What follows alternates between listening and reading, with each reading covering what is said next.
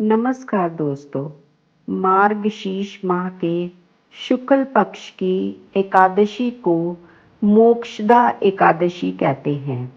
इस दिन भगवान श्री कृष्ण ने महाभारत के युद्ध में कुरुक्षेत्र में अर्जुन को गीता का ज्ञान दिया था।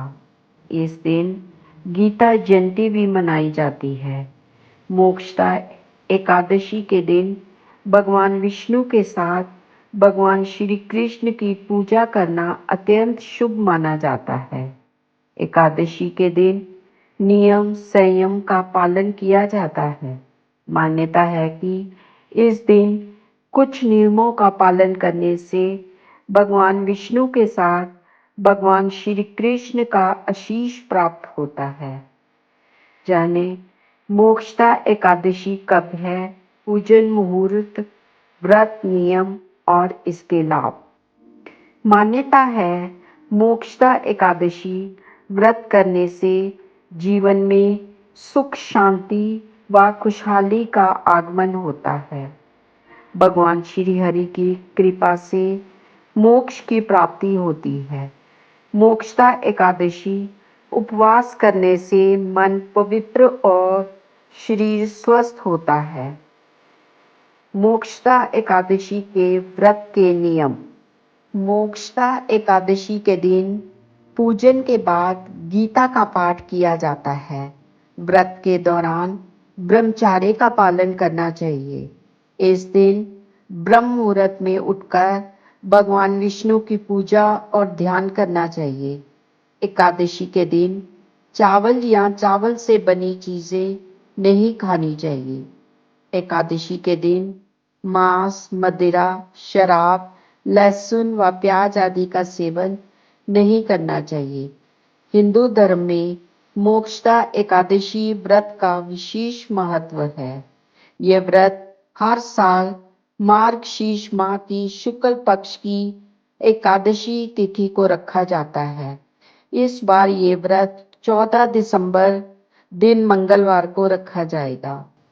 हिंदू धर्म के अनुसार ये व्रत को करने से विशेष फल की प्राप्ति होती है। इस दिन भगवान विष्णु की विशेष पूजा अर्चना की जाती है।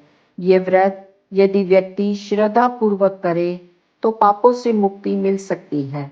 धर्म के अनुसार ये व्रत हमारे पूर्वजों को मोक्ष की प्राप्ति करवाता है।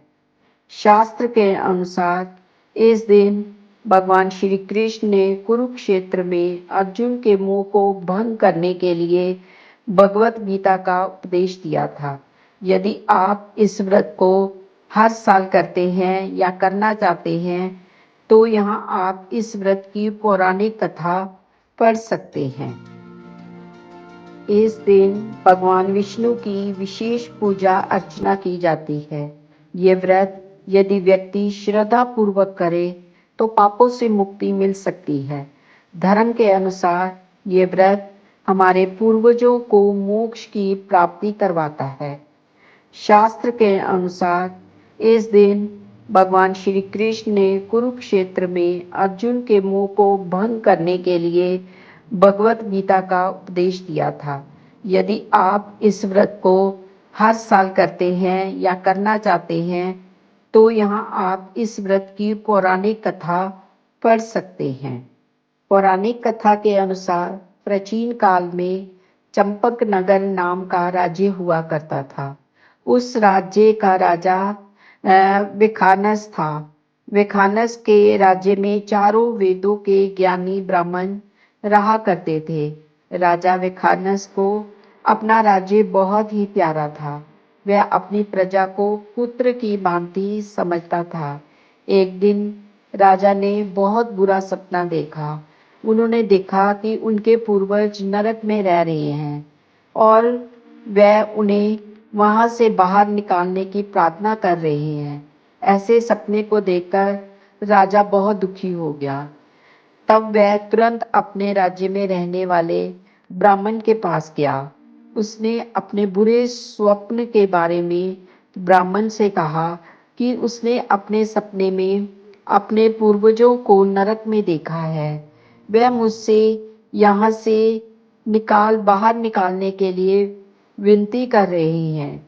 राजा ने ब्राह्मण से कहा, हे ब्राह्मण देवता, मैं उन्हें ऐसे संकटों से बाहर कैसे निकाल सकता हूँ? इसके लिए मुझे क्या करना होगा? आप कृपया मुझे कुछ बताएं। ये सुनकर ब्राह्मण ने राजा से कहा, हे राजन, यहाँ पास में ही एक ज्ञाता पर्यंत ऋषि का आश्रम है। वह भूत, भविष्य और वर्तमान सभी के बारे में बताते हैं। वह आपकी इस समस्या को जरूर दूर कर देंगे। आप वहां जाएं। ये सुनकर राजा विखानस तुरंत ज्ञाता पर्वत ऋषि के पास गया। वहां जाकर उन्होंने अपनी सारी व्यथा ऋषि से कह डाली। राजा विखानस की बात सुनकर पर्यंत ऋषि ने कहा, हे राजन, आप मार्गशीर्ष माह के शुक्ल पक्ष में जो एकादशी आती है उस व्रत को करें।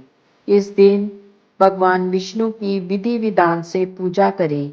ऋषि की ये बात सुनकर राजा ऋषि को प्रणाम कर वहां से चल दिया।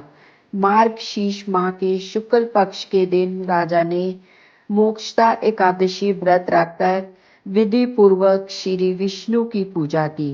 इस व्रत के प्रभाव से राजा के पूर्वजों को नरक से मुक्ति मिल गई। तो दोस्तों, ये तो मोक्षदा एकादशी के बारे में जुड़ी जानकारी। अगर आपको ये वीडियो पसंद आई हो तो लाइक और शेयर जरूर करें और चैनल को सब्सक्राइब करना ना भूलें। आप सभी को मोक्षदा एकादशी की शुभकामनाएं। धन्यवाद।